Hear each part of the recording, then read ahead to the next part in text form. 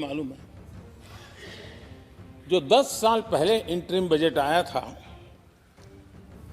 उसे पेश करते समय उस समय के वित्त मंत्री ने जो कहा था मैं उसको कोट कर रहा हूं और एक एक शब्द बड़ा मूल्यवान है जी।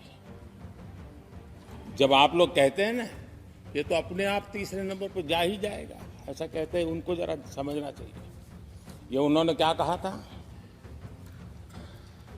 I now wish to look forward and outline a vision for the future.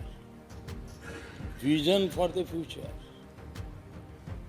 पूरे ब्रह्मांड के सबसे बड़े अर्थशास्त्री बोल रहे थे।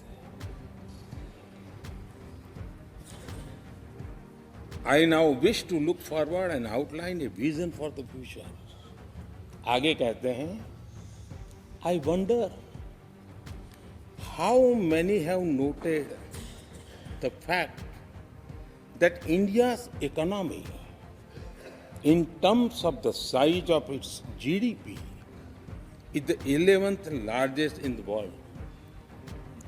यानी 2014 में 11 नंबर पहुंचने पर क्या गौरवगान होता था। आज 5 पर पहुंच गए और आपको क्या हो गया? आदरणीय अध्यक्ष जी, आदरणीय अध्यक्ष जी, आदरणीय अध्यक्ष जी,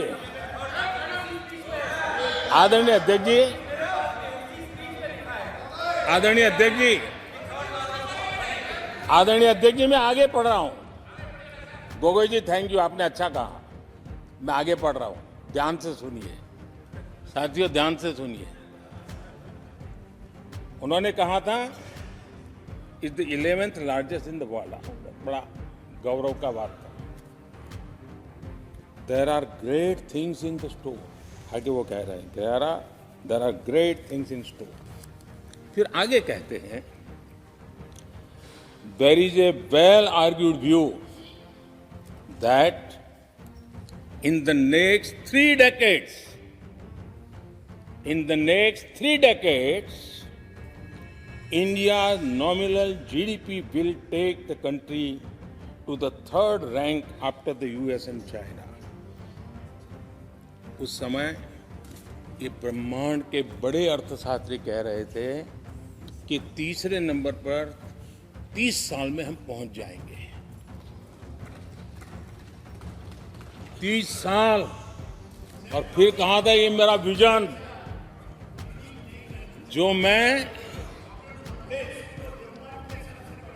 मनमोहन सिंह नहीं थे उस समय, मनमोहन सिंह नहीं थे।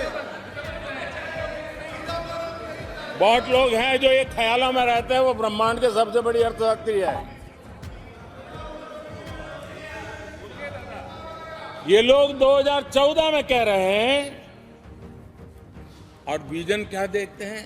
2044 यानी 2044 तक तीसरी अर्थव्यवस्था की बात।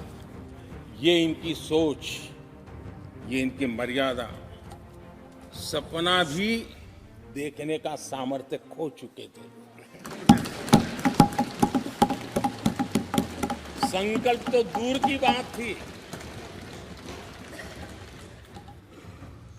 30 साल का इंतजार करने के लिए मेरे देश की युवा पीढ़ी को कह कर गए थे, लेकिन हम आज आपके सामने विश्वास से खड़े हैं, इस पवित्र सदन में खड़े हैं और मैं आपको विश्वास दिलाता हूं कि 30 साल हम नहीं लगने देंगे। ये मोदी की गारंटी है।